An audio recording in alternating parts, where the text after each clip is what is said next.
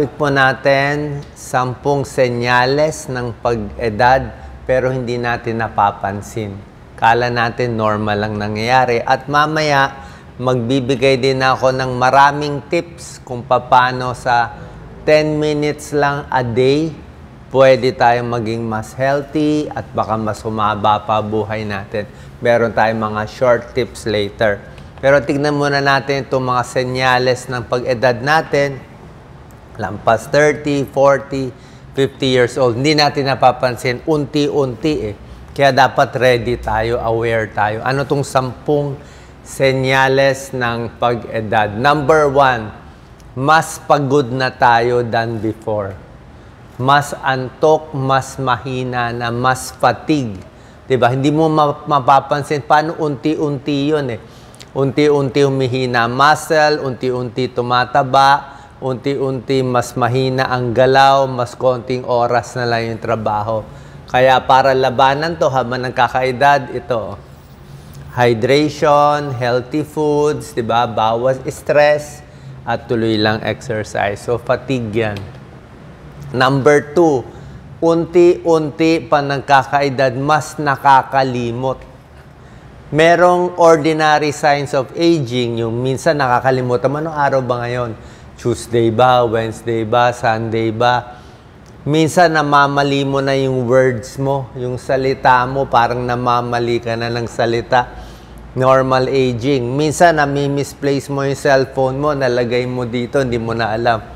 Yan ang normal signs of aging. Meron namang Alzheimer's or nag-uulyani na. Hindi na niya alam anong taon. 2000, ano ba nga, hindi na niya alam. Hindi na siya hindi na niya kaya makipag-usap sa ibang tao. Parang hindi na siya magkaroon ng conversation. Lagi na nawawala yung gamit. Minsan, nagagalit na, sinisisi pa ibang tao. Yung medyo mali na talaga. Number 3, magugulat kayo dito. Sign of aging pala tong acid reflux. Sign of aging. Kasi pag tumatanda, mas hindi na yung maganda panunaw natin eh.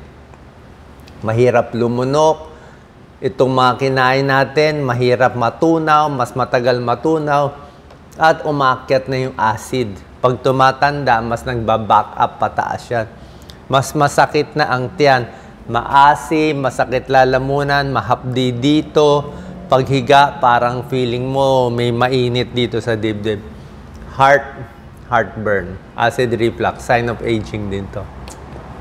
Number 4, very obvious, di ba? Namalak. Pag 20 years old yan, sexy, payat. Pag 40, 50 years old, malaki na ang bilbil.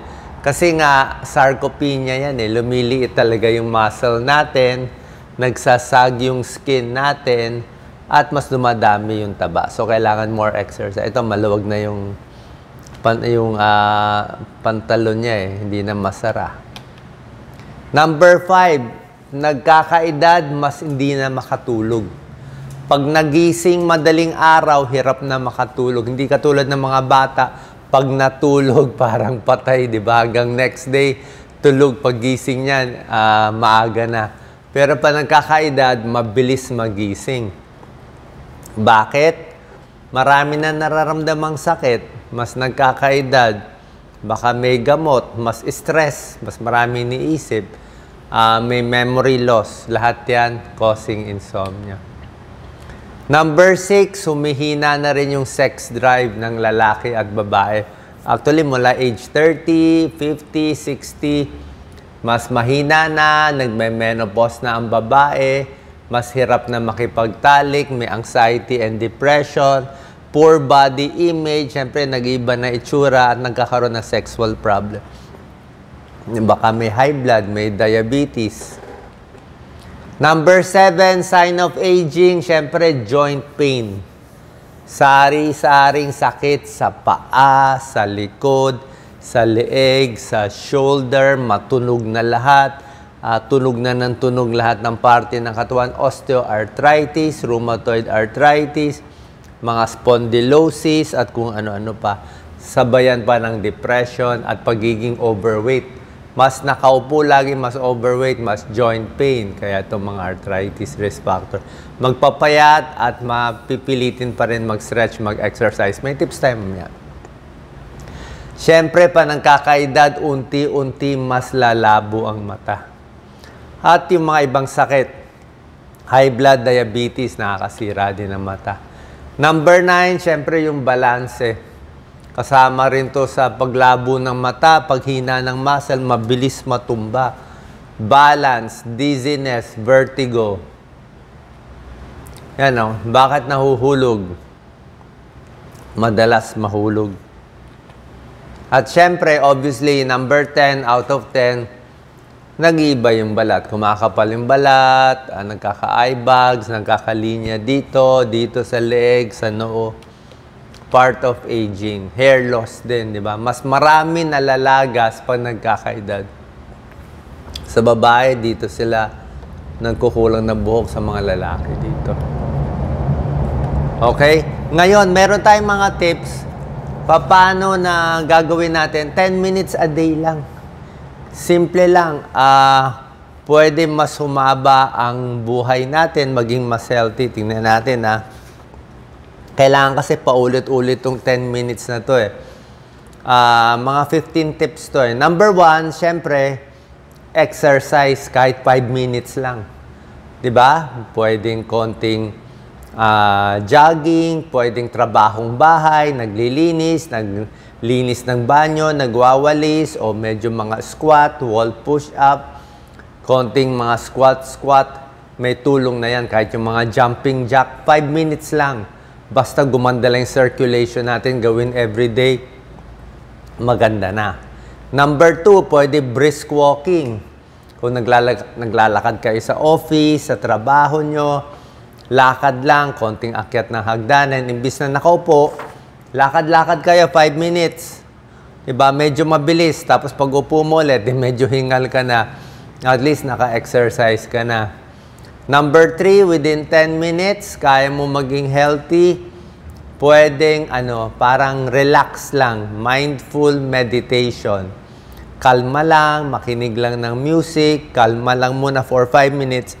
Para ma-focus mo sarili mo.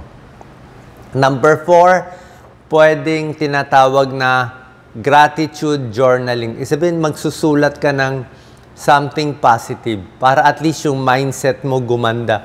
Baka bad mood ka, depressed ka, anxious ka sa araw na yan. Pag nag-journal ka, isulat mo yung mga magandang nangyayari para sa'yo, kakaroon kang positive outlook. Number 5, 2 minutes lang to, inom ng maraming tubig. Maraming tubig sa paggising.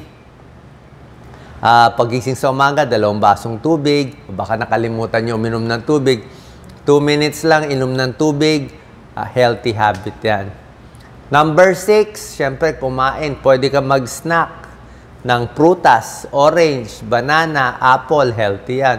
O healthy breakfast, 5 minutes lang, makakakain ka na. Good, healthy habit. Number 7, within 5 minutes, yung mga skincare routine, di ba? Naglalagay ng cleansing, moisturizer, maghilamos, di ba? Para at least hindi mag-dry yung muka, hindi tumanda agad.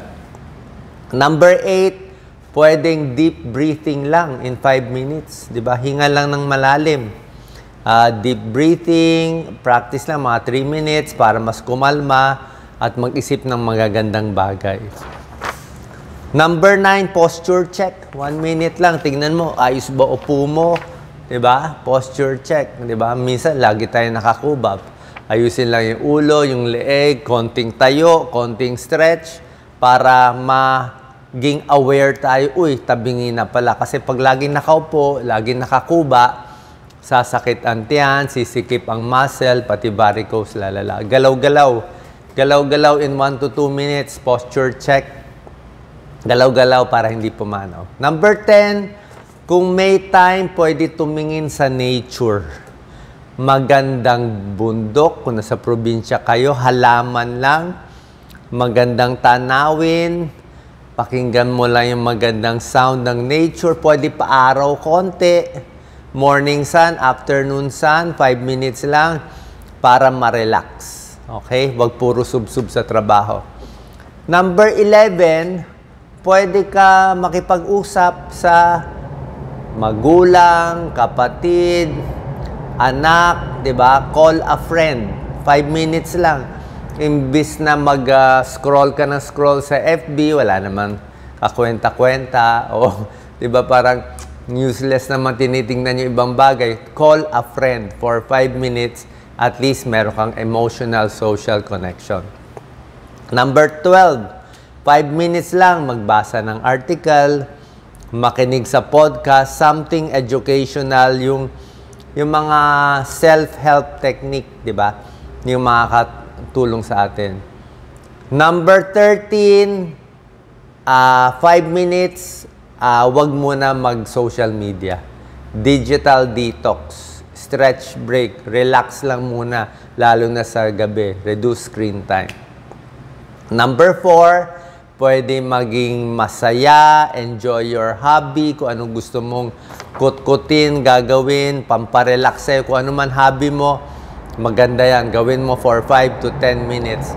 And lastly, number 15, syempre, magpasalamat sa mga blessings sa araw na to, magdasal between 2 minutes to 5 minutes, at least magpasalamat tayo sa araw na to, at natapos natin ng maayos. So yan po mga healthy at short tips lang within 10 minutes a day. Basta gagawin mo very regular, malaking tulong sa ating kalusugan. 10 minutes of mindfulness every day. Maraming salamat po.